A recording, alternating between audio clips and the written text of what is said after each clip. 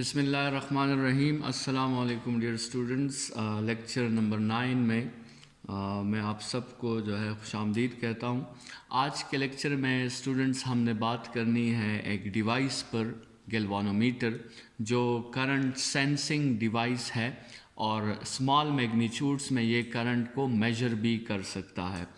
Students, आज का lecture शुरू करने से पहले कल का लेक्चर थोड़ा सा रिवाइज कर लेते हैं, क्योंकि वही जो कल का लेक्चर है torque on a current carrying loop या torque on a current carrying conductor, जो टॉपिक हमने पढ़ा था, वही टॉपिक जो है इस आज के लेक्चर के लिए वर्किंग प्रिंसिपल है।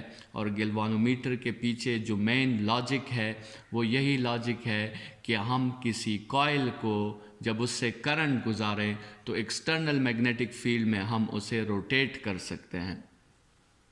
स्टूडेंट्स, कल के लेक्चर में हमने पढ़ा था कि we can use the magnetic force on a wire to produce the turning effect in the coil. ठीक है, हम उस मैग्नेटिक फोर्स को एज अ टॉर्क जो है उससे फ़ायदा ले सकते हैं और उसके हेल्प से हम किसी कॉइल को रोटेट कर सकते हैं। उस पर हमारी बड़ी डिटेल में बात हुई थी।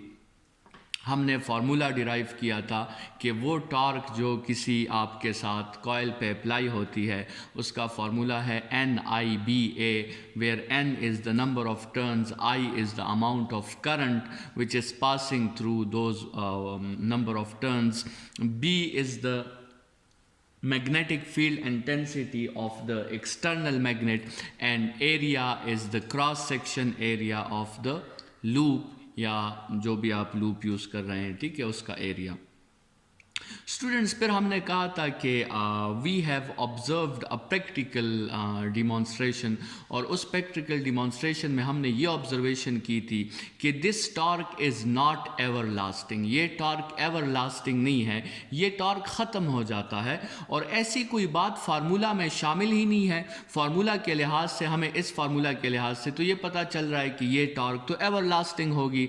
तो उस प्रैक्टिकल कंसिडरेशन को फार्मूला में इंक्लूड करने के लिए, या जो हमें पता चला उस प्रैक्टिकल डिमॉन्स्ट्रेशन में कि ये टॉर्क जो यहाँ पे अप्लाई हो रहा है ये तो इस कॉइल की ओरिएंटेशन पर भी डिपेंड करता है। तो ओरिएंटेशन के इफेक्ट को इंट्रोड्यूस करने के लिए हमने साइन थीटा या कॉस थीटा का हेल्प लेना चाहा। स्टूडेंट्स, उसमें हमने कॉस थीटा चूज़ किया। कॉस थीटा हमने इसलिए चूज़ किया क्योंकि हमें ये पता था कि जब ये प्लेन ऑफ द एरिया जो है ये मैग्नेटिक फील्ड को पैरेलल होता था तो उस वक्त आपके साथ टॉर्क मैक्सिमम होता था, और जैसे ही प्लेन ऑफ द एरिया जो है वो मैग्नेटिक फील्ड को परपेंडिकुलर हो जाता था तो टॉर्क आपके साथ ज़ीरो हो जाता था। इसका मतलब ये है कि 0 एंगल पे टॉर्क मैक्सिमम होता था और 90 एंगल पे टॉर्क 0 हो जाता था। स्टूडेंट्स, ये प्रॉपर्टी हमने कल के लेक्चर में भी बात की थी कि this is the property of cos theta. Cos theta 0 पे मैक्सिमम होता है और 90 एंगल पे 0 होता है। आपको शायद एक कन्फ्यूजन जो है वो ये हो कि torque is the cross product of force end moment arm, तो टॉर्क में तो साइन थीटा आना चाहिए। स्टूडेंट्स, इसमें कोई शक नहीं कि आपके साथ टॉर्क में साइन थीटा आना चाहिए, लेकिन यहाँ हम वो डिस्कशन नहीं कर रहे हैं। यहाँ हम ये डिस्कशन कर रहे हैं कि ये टॉर्क जो है ये एवर लास्टिंग नहीं है, और ये टॉर्क डिपेंड करता है उस एंगल पर जो आपके साथ बी मैग्नेटिक फील्ड और प्लेन ऑफ द एरिया के दरमियान है। और मैग्नेटिक फील्ड और प्लेन ऑफ द एरिया के दरमियान जो है ये जिस तरह डिपेंडेंसी शो करता है वो डिपेंडेंसी कंप्लीटली जो है कॉस थीटा के हेल्प से एक्सप्लेन होती है। तो उस डिपेंडेंसी को शो करने के लिए हमने कॉस थीटा लगाया है। बाकी torque is a cross product and it should include sine theta in every case. ठीक है, यहाँ पे वो साइन थीटा इसलिए नहीं आ रहा स्टूडेंट्स क्योंकि हमने डिराइवेशन में जो केस कंसिडर किया था, अगर आपको याद हो, हमने B और L को परपेंडिकुलर लिया था, तो वहाँ पे साइन 90 1 के इक्वल आ गया था। तो इसलिए वहाँ पे साइन 90 इस टॉर्क के फार्मूला में आपको साइन थीटा इसलिए नज़र नहीं आ रहा क्योंकि इससे जो पीछे डिराइवेशन थी उसमें हमने साइन ऑफ 90 पुट कर दिया था। तो यहाँ पे भी साइन थीटा हमेशा होता है, लेकिन चूंकि हमने उसमें 90 पुट कर दिया था तो साइन थीटा 1 के इक्वल आ गया था। बहरहाल स्टूडेंट्स, आज हम बात करते हैं गिल्वानोमीटर पर। तो गिल्वानोमीटर जो है वो आपके साथ एक करंट सेंसिंग डिवाइस है, करंट सेंसिंग डिवाइस है।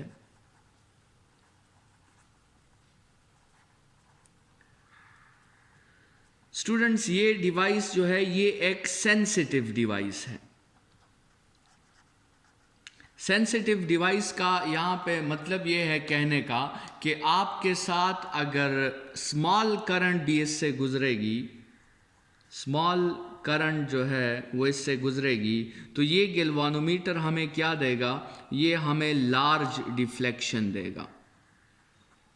ठीक है, मतलब ये स्मॉल करंट्स को भी इजीली आपके साथ सेंस कर सकता है, तो it is a sensitive device. और स्टूडेंट्स, ये जो है स्मॉल करंट्स को मेजर भी कर सकता है, मेजरमेंट ऑफ करंट के लिए भी इसे यूज़ किया जाता है, लेकिन जनरली इसे जो है वो सेंसिटिविटी के लिए यूज़ किया जाता है, मेजरमेंट ऑफ करंट्स के लिए इसे यूज़ किया जा सकता है। लेकिन इस डिवाइस की लिमिटेशन ये है, इस डिवाइस की आपके साथ जो लिमिटेशन है वो ये है कि इससे हम लार्ज करंट्स नहीं गुजार सकते,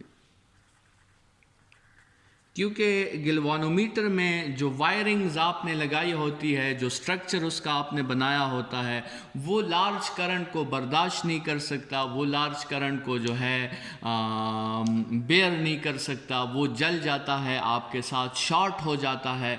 तो इसलिए इससे हम लार्ज करंट अगर गुजारेंगे तो हमारा गिल्वानोमीटर बेचारा जो है वो जल जाएगा, वो शॉर्ट हो जाएगा, उसके वायर्स जो हैं उस रेजिस्टेंस की वजह से उसमें इतनी हीट डेवलप होगी कि वो वायर्स जो हैं आपके साथ शॉर्ट होने का ख़तरा है। ठीक है, तो इसलिए स्मॉल करंट्स को सेंस करने के लिए या स्मॉल करंट्स को जो है मेजर करने के लिए हम ये डिवाइस यूज़ करते हैं। अदरवाइज़ ये इसकी लिमिटेशन है कि large current can't be pass through it. ठीक है, बिकॉज ये क्या हो जाएगा, ये आपके साथ शॉर्ट हो जाएगा या ये आपके साथ जल जाएगा। ठीक है, अच्छा स्टूडेंट्स, ये जो डिवाइस हमने बनाया है, फिज़िक्स के कौन से प्रिंसिपल को पढ़कर ये डिवाइस हमने बनाया है, मतलब इसका वर्किंग प्रिंसिपल जो है वो क्या है। तो स्टूडेंट्स, इसका वर्किंग प्रिंसिपल वही टॉपिक है जो हम ऑलरेडी जो है लेक्चर नंबर 8 में पढ़ चुके हैं। इसका वर्किंग प्रिंसिपल है torque on a current carrying loop, torque on a current carrying loop. ठीक है, ये इसी वर्किंग प्रिंसिपल से हमने जो है गिल्वानोमीटर का डिवाइस बनाया है। और स्टूडेंट्स, मतलब इसकी वर्किंग बड़ी आसान है और बड़ी लॉजिकल है कि अगर किसी वायर से करंट गुजरेगा तो वो कॉइल रोटेट होगा तो आपको पता चल जाएगा कि इससे करंट गुजरा है। जब तक उससे करंट नहीं गुजरेगा वो रोटेट नहीं होगा, तो इसका मतलब आपको तब भी पता चल जाएगा कि इससे करंट नहीं गुजरा। तो बड़ी सिंपल लॉजिक है और बड़े सिंपल लॉजिक के साथ हमने ये डिवाइस बनाया है गिल्वानोमीटर। और वर्किंग प्रिंसिपल जो है इसकी ये है कि torque on a current carrying loop. ठीक है, तो इस torque on a current carrying loop को स्टूडेंट्स हमने कैसे जो है वो गिल्वानोमीटर में अप्लाई किया और कैसे इसको हमने मॉडिफाई किया ताकि ये हमारे लिए करंट को सेंस भी कर सके और करंट को मेजर भी कर सके। तो आते हैं स्टूडेंट्स गिल्वानोमीटर की कंस्ट्रक्शन की तरफ। तो अभी हमने डिस्कस करना है कि हाउ इज अ गिल्वानोमीटर कंस्ट्रक्टेड। ठीक है, कंस्ट्रक्शन ऑफ गिल्वानोमीटर।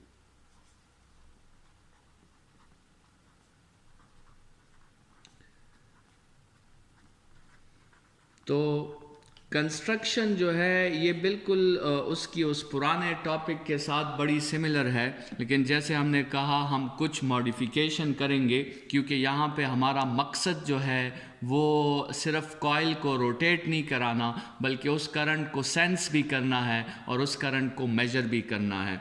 तो स्टूडेंट्स, जिस तरह हमने पिछले टॉपिक में पढ़ा था, यहाँ भी आपके साथ एक एक्सटर्नल मैग्नेट होगा,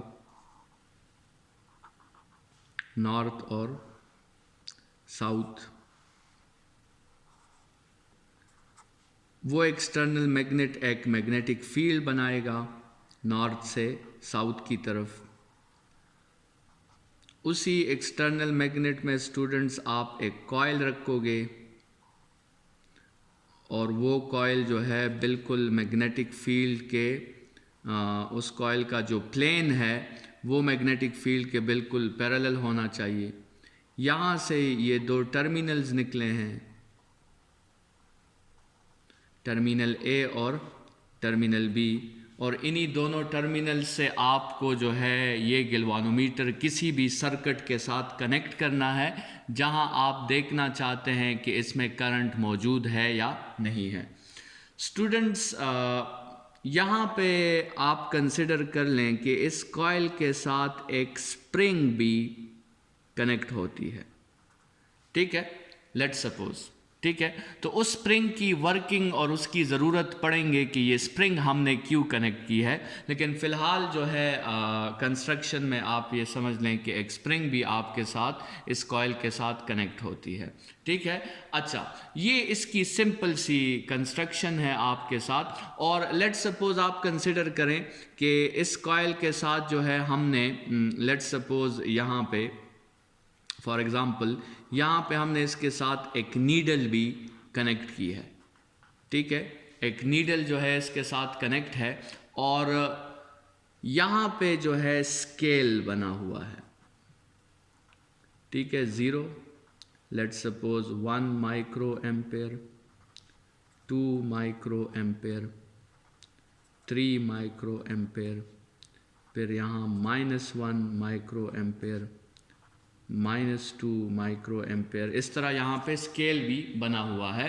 तो स्टूडेंट्स, क्या होगा जब हम इसको सर्किट में लगाएंगे और आपके साथ जो है इससे करंट पास होगा, तो इससे करंट पास होगा तो ये कॉइल रोटेट करेगा, कॉइल रोटेट करेगा तो साथ में नीडल रोटेट करेगी, नीडल रोटेट करेगी तो आपको पता भी चल जाएगा कि करंट जो है सर्किट में मौजूद है, और जितनी इस गैल्वानोमीटर की लिमिट है उस लिमिट तक ये आपको करंट मेजर करके भी दे सकता है, क्योंकि जब नीडल रोटेट होगी तो वो एक रीजन, एक पॉइंट, एक स्केल की तरफ पॉइंट आउट करेगी, और उस स्केल से आपने रीडिंग ले लेनी है कि इस स्केल की रीडिंग ये है कि अभी इससे 2 एम्पेयर, 2 माइक्रो एम्पेयर या लेट्स सपोज जो भी करंट गुजर रही है। स्टूडेंट्स, ये आपको करंट की डायरेक्शन भी बता सकता है कि करंट किसी सर्किट में कैसे गुजर रही है। मतलब ये पॉजिटिव करंट्स को शो नहीं कर सकता, साथ में नेगेटिव करंट्स को भी शो कर सकता है, जिससे आपको पता चल जाएगा कि फ़िलहाल करंट, फ़र्ज़ करें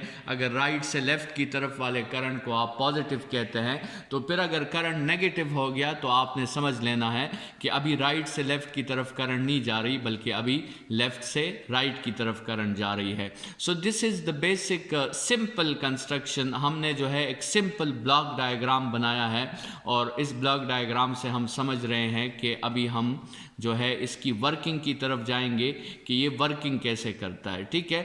बाकी आप गैल्वानोमीटर के इंटरनल स्ट्रक्चर को देखोगे तो वो आपको इस तरह बिल्कुल नज़र नहीं आएगा, लेकिन इस डायग्राम को हम इसका ब्लॉक डायग्राम कहते हैं, ठीक है। तो ब्लॉक डायग्राम में हमने जो है वो सारी चीज़ें शो कर दी है जिसके हेल्प से हमने गैल्वानोमीटर बनाया है, और अभी वर्किंग में जो है हम देखते हैं कि ये कैसे काम करेगा, ठीक है। स्टूडेंट्स, कंस्ट्रक्शन में आपने इस तरह लिखना है कि following are the important parts of galvanometer. तो उसमें आप नंबर 1 में स्ट्रॉन्ग मैग्नेट हो जाएगा, ठीक है। नंबर 2 में आपके साथ ये कॉइल हो जाएगा। स्ट्रॉन्ग मैग्नेट इसलिए क्योंकि वो एक्सटर्नल मैग्नेटिक फील्ड क्रिएट कर सके, कॉइल इसलिए क्योंकि उससे करंट ने गुजरना है, ठीक है। फिर एक स्प्रिंग कनेक्ट होता है। ये स्प्रिंग इसलिए कनेक्ट होता है कि ये रिस्टोरिंग वर्किंग टॉर्क प्रोड्यूस कर सके, ये अपोजिट टॉर्क प्रोड्यूस कर सके, और वो उसका मकसद हम अभी वर्किंग में पढ़ लेते हैं। अच्छा, और साथ में नीडल है। नीडल इसलिए ताकि आपको पॉइंट आउट हो सके कि आपके साथ मैग्नेटिक फील्ड करंट जो है उसकी वैल्यू क्या है। ठीक है, तो स्टूडेंट्स बढ़ते हैं वर्किंग की तरफ।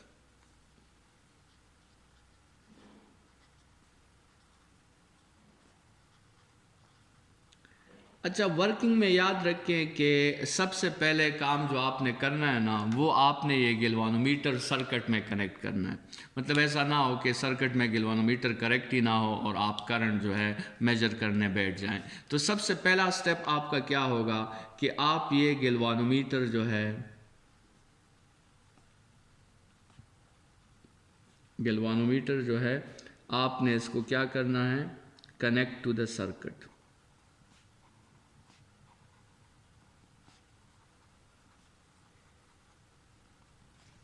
अच्छा, उसमें आपने ये बात याद रखनी है कि गैल्वानोमीटर को सर्किट में कनेक्ट करने का अपना एक उसूल है, और वो उसूल ये है कि गैल्वानोमीटर हमेशा सर्किट में सीरीज़ में कनेक्ट होता है। ठीक है, गैल्वानोमीटर को आपने किस में कनेक्ट करना है, सीरीज़ में कनेक्ट करना है, ताकि जितना भी करंट जो आप मेजर करना चाहते हैं वो सारा का सारा करंट गैल्वानोमीटर से पास हो सके। तो किसी करंट को अगर आपने पास करना है गैल्वानोमीटर को, तो फिर आपने गैल्वानोमीटर को उसी सर्किट में सीरीज़ में कनेक्ट करना होगा। मतलब लेट्स सपोज आपके साथ अगर ऐसा कोई सर्किट है कि ये एक रेजिस्टर है और यहाँ पे जो है एक बैटरी लगी हुई है, और आप वो करंट मालूम करना चाहते हैं जो रेजिस्टर से गुजर रहा है, तो आप इसी के सामने जो है क्या लगा दें, एक गैल्वानोमीटर लगा दें। तो स्टूडेंट्स, जो करंट रेजिस्टर से गुजरेगा वो आगे जाके उतना ही करंट गैल्वानोमीटर से भी गुजरेगा। तो स्टूडेंट्स, गैल्वानोमीटर वो करंट मेजर कर लेगा। और ये जो गैल्वानोमीटर के आपके साथ दो टर्मिनल्स हैं जो हमने लगाए हैं, ये वो दो टर्मिनल्स हैं। ये आपके साथ टर्मिनल ए है और ये आपके साथ टर्मिनल बी है। तो टर्मिनल ए से करंट इंटर हो जाएगा गैल्वानोमीटर में, कॉइल में रोटेट हो जाएगा, और टर्मिनल बी से करंट वापस निकल जाएगा। लेकिन जब ये करंट कॉइल में इंटर होगा, कॉइल पे मैग्नेटिक फोर्स अप्लाई होगी, वो magnetic force as a couple act करेगी और वो इस कॉइल को रोटेट कर देगी, और आपके साथ सेंसिंग डिवाइस अपना काम कर लेगा। आपको करंट की सेंसिटिविटी का भी पता चल जाएगा और आपको करंट की मैग्नीट्यूड का भी पता चल जाएगा। तो स्टूडेंट्स, गैल्वानोमीटर को आपने कनेक्ट कर दिया है इन सीरीज़। तो अभी तो बाकी काम तो गैल्वानोमीटर का है, बाकी वो पूरा प्रोसेस जो है इसके बिहाइंड जो फिज़िक्स है वो तो हमने सीख लिया है। गैल्वानोमीटर क्या करेगा कि अगर उससे करंट गुजरे तो वो डिफ्लेक्शन शो कर देगा, अगर उससे करंट ना गुजरे तो वो डिफ्लेक्शन शो नहीं करेगा। स्टूडेंट्स, तो अगर लेट्स सपोज आई ज़ीरो हुई, जब आपने गैल्वानोमीटर कनेक्ट कर दिया है तो आपको कोई भी डिफ्लेक्शन शो नहीं होगी। लेकिन अगर जिस सर्किट में आपने गैल्वानोमीटर को कनेक्ट किया है, अगर आई आपके साथ ज़ीरो नहीं है, तो फिर तो आपको क्या शो होगी, आपको डिफ्लेक्शन शो होगी। और जब डिफ्लेक्शन आपको शो हो गई, मतलब आपको पता चल गया कि करंट मौजूद है। लेकिन स्टूडेंट्स, अभी आते हैं और स्प्रिंग की एप्लीकेशन की तरफ आते हैं कि ये स्प्रिंग जो है वो कहाँ पे काम करता है। देखिए स्टूडेंट्स, जैसे हमने कहा कि the working principle behind this topic is the torque, और टॉर्क का आपके साथ फार्मूला ऑलरेडी अवेलेबल है। टॉर्क का फार्मूला है NIBA। ठीक है। अच्छा, ये जो टॉर्क का फार्मूला है स्टूडेंट्स, इससे हमें ये पता चलता है कि ये टॉर्क जो है ये करंट को डायरेक्टली प्रोपोर्शनल है। ठीक है, मतलब अगर इस गैल्वानोमीटर के स्ट्रक्चर में टर्मिनल ए से जितना ज़्यादा करंट इंटर हो जाएगा उतना ज़्यादा टॉर्क प्रोड्यूस होगा। क्लियर है ये बात? ठीक है। तो स्टूडेंट्स, और हमें ये भी पता है कि ये टॉर्क एवर लास्टिंग नहीं होता। ये टॉर्क जो है ये एवर लास्टिंग नहीं है।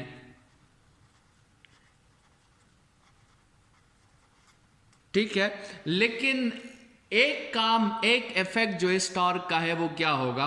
कंसिडर करें स्टूडेंट्स कि यहाँ पे ये आपके साथ नॉर्थ पोल पड़ा हुआ है, ये आपके साथ यहाँ पे साउथ पोल पड़ा हुआ है, दोनों बिल्कुल एक दूसरे के आमने सामने हैं और नॉर्थ से लाइंस जा रही हैं साउथ की तरफ, और दरमियान में ये कॉइल बिल्कुल हॉरिजेंटल पड़ा हुआ है। फिलहाल एंगल 0 है, ठीक है। लेट्स सपोज इस कॉइल से करंट गुजरी, तो ये कॉइल से करंट गुजरी तो ये कॉइल क्या शुरू कर देगा, ये रोटेशन शुरू कर देगा, और ये हॉरिजेंटल से क्या हो जाएगा, हॉरिजेंटल से ये बिल्कुल वर्टिकल हो जाएगा, ठीक है स्टूडेंट्स। तो अगर इससे ज्यादा करंट गुजरेगी तो इस पे ज्यादा टॉर्क एक्ट करेगा, तो ये जल्दी हॉरिजेंटल से वर्टिकल हो जाएगा। लेकिन अगर इससे कम करंट गुजरेगी तो ये कम टॉर्क प्रोड्यूस होगा और ये स्लोली क्या करेगा, हॉरिजेंटल से वर्टिकल में कन्वर्ट हो जाएगा।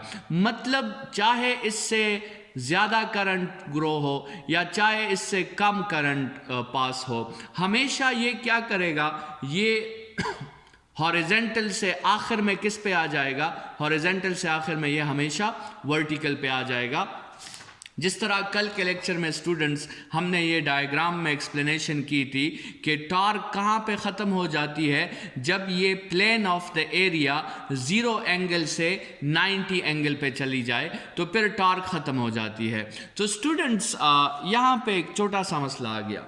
छोटा सा मसला ये आ गया कि हमने तो करंट की मेजरमेंट भी करनी है ना, हमने करंट की मेजरमेंट करनी है, और मसला ये आया कि करंट चाहे ज़्यादा हो चाहे कम हो, ये कॉइल कहाँ तक रोटेट हो रहा है, ये कॉइल यहाँ तक रोटेट हो रहा है। मतलब चाहे आपके साथ करंट ज़्यादा हो चाहे आपके साथ करंट कम हो, इस कॉइल ने आपको हमेशा मैक्सिमम करंट ही शो करना है। ये कॉइल का जो नीडल है ये हमेशा आपको मैक्सिमम डिफ्लेक्शन शो करेगा, क्योंकि लेकिन ज़्यादा करंट में वो डिफ्लेक्शन जल्दी से आ जाएगी, कम करंट में वो स्लोली बिल्कुल इस पोजीशन पे चला आएगा। तो लेट्स सपोज जो है आपके साथ यहाँ वो नीडल पड़ी हुई है, अभी लेट्स सपोज ये जल्दी से डिफ्लेक्शन शो हो गया तो आपको मैक्सिमम करंट शो हो जाएगा। लेकिन अगर स्मॉल करंट है तो स्मॉल करंट जो है वो क्या करेगा, वो लेस टॉर्क उस पर अप्लाई होगा, लेस टॉर्क के साथ वो स्लोली डिफ्लेक्ट करता हुआ जो है आपको दोबारा मैक्सिमम रीडिंग दे देगा। तो ये तो चलें, करंट की सेंसिंग तो हमारे साथ हो गई, लेकिन स्टूडेंट्स करंट की मेजरमेंट तो नहीं हो पाई। हमने तो करंट को मेजर नहीं कर पाया, क्योंकि हमने तो स्मॉल करंट को और लार्ज करंट को फिर डिफरेंशिएट नहीं किया। स्मॉल करंट का भी वही इफेक्ट है कि आपके साथ कॉइल वर्टिकल हो जाता है, और लार्ज करंट का भी वही इफेक्ट है कि कॉइल आखिर में वर्टिकल हो जाता है। तो स्टूडेंट्स हमने क्या किया, हमने एक स्प्रिंग लगाई। ये स्प्रिंग अभी क्या करेगी, ये इस कॉइल को रोटेट होने नहीं देगी। मतलब एक तो आपके साथ इस पूरे सिस्टम में क्या अप्लाई हो रही है, उसको हम कह देते हैं अप्लाइड टॉर्क। अप्लाइड टॉर्क जो कि है torque is equal to NIBA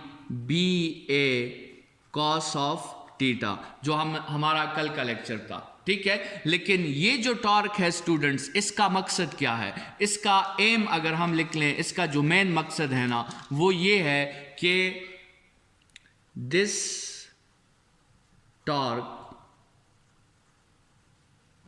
is going to shift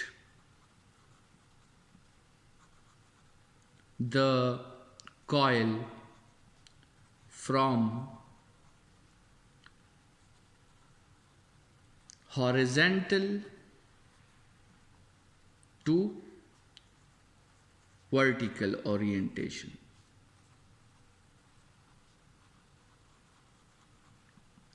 इस टॉर्क का काम क्या होगा स्टूडेंट्स, इस टॉर्क का काम ये होगा कि जो कॉइल पहले हॉरिजेंटल पड़ा हुआ है वो आपके साथ क्या हो जाए, वो वर्टिकल हो जाए, क्योंकि इस सिचुएशन पे इस पर टॉर्क जो है वो 0 हो जाएगा। अच्छा स्टूडेंट्स, एक दूसरी प्रॉपर्टी भी याद रखें कि जो हमने कहा था ना कि ये एवर लास्टिंग नहीं है, तो एवर लास्टिंग ना मतलब ये टॉर्क जो है डिक्रीजिंग है। ये जैसे हमने कहा था अपने पिछले लेक्चर में कि ये जो है इस सिचुएशन में टॉर्क मैक्सिमम होता है और डिक्रीज करता करता आखिर में टॉर्क 0 हो जाता है। तो इसका मतलब ये जो टॉर्क है ये आपके साथ, ये इसकी पहली प्रॉपर्टी है। दूसरी प्रॉपर्टी अप्लाइड टॉर्क की क्या है कि it is a decreasing torque. ठीक है, जिस तरह कॉइल अपनी ओरिएंटेशन चेंज करेगा तो कॉस थीटा का जो रिजल्ट है वो मैक्सिमम से मिनिमम की तरफ जाएगा। इस केस में रिजल्ट जो है मैक्सिमम होगा और इस केस में रिजल्ट मिनिमम होगा। तो जैसे ही कॉस थीटा का रिजल्ट मैक्सिमम से मिनिमम पे जाएगा, उसी तरह ये अप्लाइड टॉर्क भी मैक्सिमम पे मिनिमम पे जाएगा, मैक्सिमम से मिनिमम पे जाएगा। तो स्टूडेंट्स अब क्या हो रहा है, अब हमने एक स्प्रिंग कनेक्ट कर दी है और ये स्प्रिंग क्या क्रिएट करेगा स्टूडेंट्स, ये क्रिएट करेगा रिस्टोरिंग टॉर्क को, रिस्टोरिंग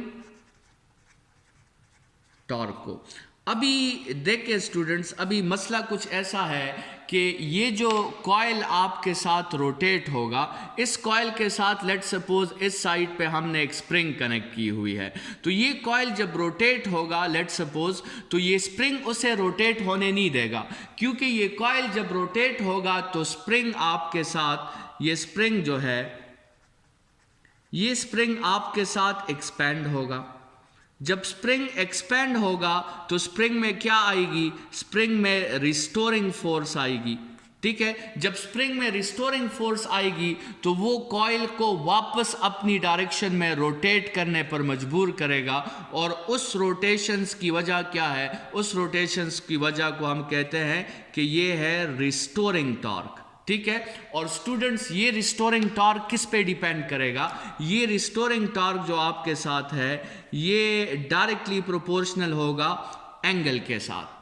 ठीक है, ये क्यों डायरेक्टली प्रोपोर्शनल होगा एंगल के साथ, जितना ये कॉइल रोटेट करेगा उतना ये कॉइल एंगल जो है बढ़ाएगा, उतना ये स्प्रिंग एक्सपेंड होगा, और जितना स्प्रिंग एक्सपेंड होगा उतना आपके साथ इलास्टिक फोर्स अप्लाई होगा, और उतनी उसकी कोशिश जो होगी वो टॉर्क प्रोड्यूस करने की वो ज़्यादा होगी।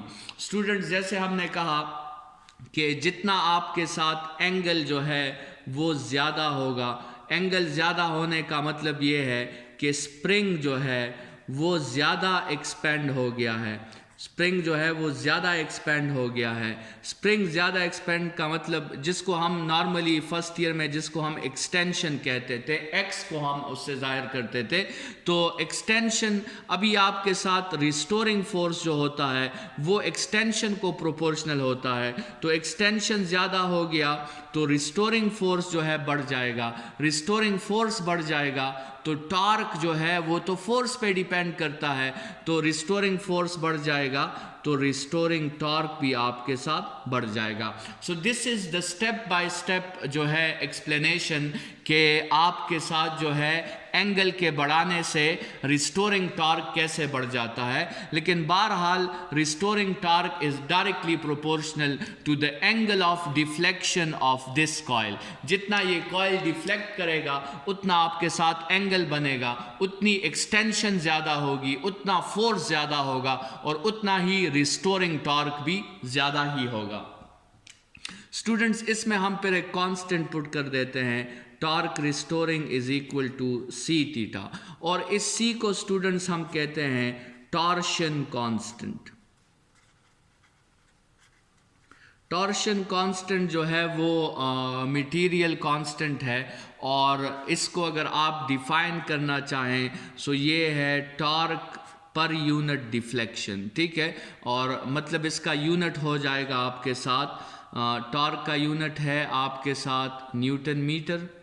ठीक है, और डिफ्लेक्शन को अगर आप रेडियंस में मेजर करते हैं तो न्यूटन मीटर पर रेडियंस आपके साथ टॉर्क का टॉर्शन कांस्टेंट का यूनिट हो जाएगा। ठीक है स्टूडेंट्स, अब ये नहीं होगा कि ये कॉइल जो है हमेशा ऐसे हो जाएगी, बल्कि अब ये एक जगह पे आके रुकेगा। ये कॉइल जो है इस रिस्टोरिंग टॉर्क की वजह से और हमारे इस स्प्रिंग का जो मैकेनिज्म हमने अप्लाई किया है ना, इसकी वजह से स्टूडेंट्स अब ये कॉइल आखिर में जो है दरमियान में ही किसी जगह पे किस में आ जाएगा, इक्विलिब्रियम में आ जाएगा।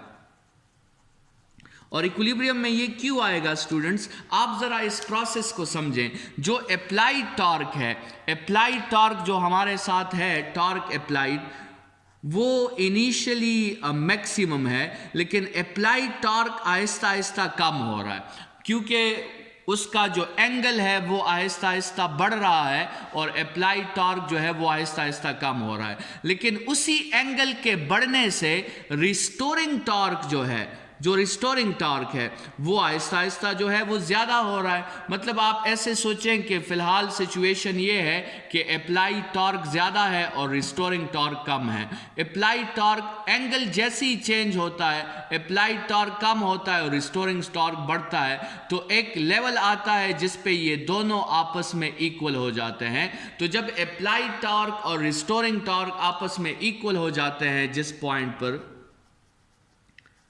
अप्लाइड टॉर्क और रिस्टोरिंग टॉर्क इक्वल हो जाते हैं, तो सेकेंड कंडीशन ऑफ इक्विलिब्रियम जो है वो सेटिस्फाई हो जाती है और हम कहते हैं कि बॉडी जो है वो रोटेशनल इक्विलिब्रियम में आ गई है। बॉडी आपके साथ एक स्टैटिक पोजीशन पे रेस्ट में आ गई है और स्टूडेंट्स वहाँ से फिर जो नीडल होगा, वहाँ से जो नीडल होगा वो आपको बताएगा कि इस वक्त करंट की क्या वैल्यू है। So this is the main logic behind the restoring torque and this is the main logic कि हमने यहाँ पे ये स्प्रिंग जो है ये क्यों कनेक्ट किया है। स्टूडेंट्स अगर ये दोनों आपके साथ इक्वल हो जाते हैं तो फिर आप ये फार्मूला यूज़ कर सकते हो कि C theta is equal to N I B A cos theta. और इसमें ये थीटा जो है इसको आप डिफ्लेक्शन एंगल कह सकते हो और डिफ्लेक्शन एंगल जो है वो जब बढ़ता है तो हमारा अप्लाइड टॉर्क उसके बढ़ने से कम होता है, लेकिन रिस्टोरिंग टॉर्क उसके बढ़ने से बढ़ता है। मतलब अप्लाइड टॉर्क उसके साथ एक किस्म का इन्वर्स रिलेशन में है और रिस्टोरिंग टॉर्क उसके साथ एक किस्म की डायरेक्ट रिलेशन में है। स्टूडेंट्स यहाँ से अगर आप देख लें तो यहाँ से लेट्स सपोज सी को आप चेंज नहीं करते, एन को आप चेंज नहीं करते, ए को आप चेंज नहीं करते, बी को आप चेंज नहीं करते, तो यहाँ से आपके साथ एक प्रोपोर्शनैलिटी बन सकती है कि current is directly proportional to theta. This is the main working principle behind galvanometer. ठीक है, मतलब जितना कॉइल ने डिफ्लेक्शन किया उतना नीडल डिफ्लेक्शन करेगी और उतना हमें पता चलेगा कि उस वक्त करंट जो है वो क्या है। स्केल तो ऑलरेडी हमने बनाई होगी उसके ऊपर, तो जितना कॉइल डिफ्लेक्शन करेगा मतलब जितना एंगल ज़्यादा बनेगा उतनी करंट की वैल्यू भी, इसका मतलब ये होगा कि उस कॉइल से करंट जो है वो ज़्यादा पास हो रहा है। स्टूडेंट्स जैसे हमने स्टार्ट में कहा था कि हम एक ऐसा डिवाइस बनाना चाहते हैं या गैल्वानोमीटर एक ऐसा डिवाइस है जो सेंसिटिव है, मतलब अगर उससे स्मॉल भी करंट जो है वो गुजारा जाए तो उसकी डिफ्लेक्शन ज़्यादा होनी चाहिए। तो स्टूडेंट्स उसके लिए हमें क्या क्या करना होगा, उसके लिए स्टूडेंट्स आप ये फार्मूला जो है ये डिफ्लेक्शन के लिए आप इसे सब्जेक्ट कर दो। तो अगर आप इस फार्मूला को इस थीटा के लिए सब्जेक्ट कर देते हो तो उसमें स्टूडेंट्स आपके साथ फार्मूला आता है N I B A cos of theta divided by C. मतलब अगर आपको ज़्यादा डिफ्लेक्शन चाहिए स्टूडेंट्स तो आप नंबर ऑफ टर्न्स बढ़ा दो। ठीक है, गैल्वानोमीटर में आप ज़्यादा नंबर ऑफ टर्न्स यूज़ कर दो। अगर आपको ज़्यादा डिफ्लेक्शन चाहिए तो आप जो एक्सटर्नल मैग्नेट आपने लगाया है आप उसकी जो है क्या शुरू कर दो, उसकी मैग्नेटिक फील्ड इंटेंसिटी को स्ट्रॉन्ग कर दो। या अगर आपको ज़्यादा डिफ्लेक्शन चाहिए तो आप उस कॉइल का एरिया बढ़ा सकते हो, या अगर आपको ज़्यादा डिफ्लेक्शन चाहिए तो आप उस कॉइल के लिए ये जो टॉर्जन कांस्टेंट है ये आप जो है कम कर सकते हो। ठीक है, तो ये वो सारे सिचुएशंस हैं जिसमें आपकी गैल्वानोमीटर की सेंसिटिविटी जो है वो इम्प्रूव होगी। और सेंसिटिविटी इम्प्रूव होने का मतलब ये है कि अब अगर इससे स्मॉल करंट भी गुजरेगा तो आपके साथ जो है डिफ्लेक्शन जो होगी वो ज़्यादा होगी। स्टूडेंट्स अगर आप इस C की वैल्यू को देखें, टॉर्क पर यूनिट रेडियन, ठीक है, टॉर्क पर यूनिट डिग्रीज, मतलब इसका ये हुआ कि ये C की वैल्यू आपको ये बताता है कि अगर कोई कॉइल रोटेट हो गया, अगर कोई कॉइल रोटेट हो गया तो ये रिस्टोरिंग टॉर्क उस पे किस तरह एक्ट करेगा, क्या ये उस पे ज़्यादा एक्ट करेगा या उस पे कम एक्ट करेगा। तो स्टूडेंट्स, अगर रिस्टोरिंग टॉर्क कम एक्ट करेगा तो इसका मतलब डिफ्लेक्शन ज़्यादा होगी, अगर रिस्टोरिंग टॉर्क ज़्यादा एक्ट करेगा तो इसका मतलब फिर डिफ्लेक्शन मुश्किल से होगी, डिफ्लेक्शन फिर आसान नहीं होगी, मतलब कम डिफ्लेक्शन होगी। तो इसलिए इस थीटा का जो C के साथ ताल्लुक है वो इन्वर्स ताल्लुक है। जितना टॉर्क पर यूनिट डिफ्लेक्शन ज़्यादा होगा, डिफ्लेक्शन उतना कम होगा, जितना टॉर्क पर यूनिट डिफ्लेक्शन कम होगा, डिफ्लेक्शन उतना ज़्यादा होगा। तो स्टूडेंट्स, इस प्रोपोर्शनैलिटी को विजुअलाइज करने की कोशिश करें। और ये टॉपिक लेक्चर हमारा ख़त्म हो गया है। जैसे हमने ऑलरेडी बात कर दी लिमिटेशंस पर भी कि गैल्वानोमीटर की लिमिटेशंस हैं, और वो ये है कि ये आपके साथ एक्सेस अमाउंट ऑफ करंट को मेजर नहीं कर सकता, इसके जलने का ख़तरा होता है। फिर इसी गैल्वानोमीटर के साथ हम थोड़ी सी मॉडिफिकेशन कर लेते हैं और इससे हम फिर एम्पेयर मीटर भी बना सकते हैं, और इससे फिर हम वोल्ट मीटर भी बना सकते हैं। और एम्पेयर मीटर में फिर वो लिमिटेशन नहीं होती जो गैल्वानोमीटर में है, वो फिर ज़्यादा अमाउंट्स ऑफ करंट को भी मेजर कर सकता है। लेकिन everything comes with a cost. Ampere metre में करंट की रेंज ज़्यादा है, लेकिन उसकी सेंसिटिविटी जो है वो फिर गैल्वानोमीटर से कम होगी। ठीक है, ये हर मेजरमेंट डिवाइस में अगर आप उस डिवाइस का रेंज बढ़ाना चाहते हैं तो आपको सेंसिटिविटी कम करनी होगी। ये दोनों इन्वर्सली प्रोपोर्शनल होते हैं, sensitivity of a device and range of a device. बहरहाल कल के लेक्चर में और इसके आने वाले लेक्चर में इसी गैल्वानोमीटर को कुछ मॉडिफिकेशन के साथ हम एम्पेयर मीटर और वोल्ट मीटर में कन्वर्ट करने वाले हैं। आज के लेक्चर के लिए इतना ही। Thank you students.